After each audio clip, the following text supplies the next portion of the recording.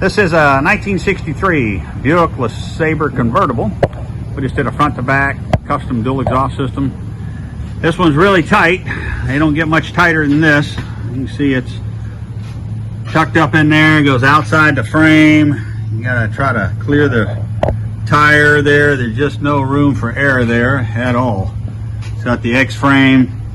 Really an old school dual exhaust system.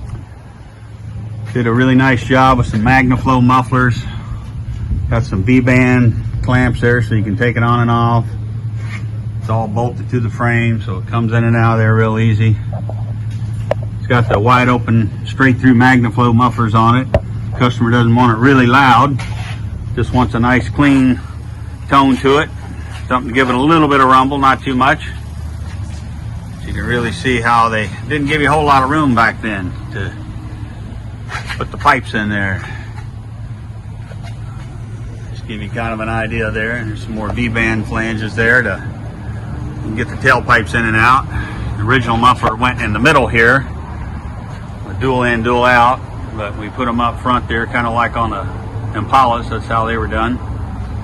But should give it a nice tone to it. Let's see what it sounds like.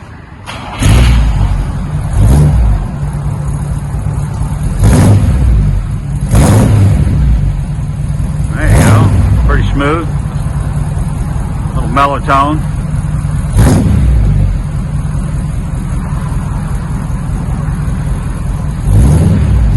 Don't see many like this anymore. Kind of a one-of-a-kind vehicle there. Not many of them left on the road.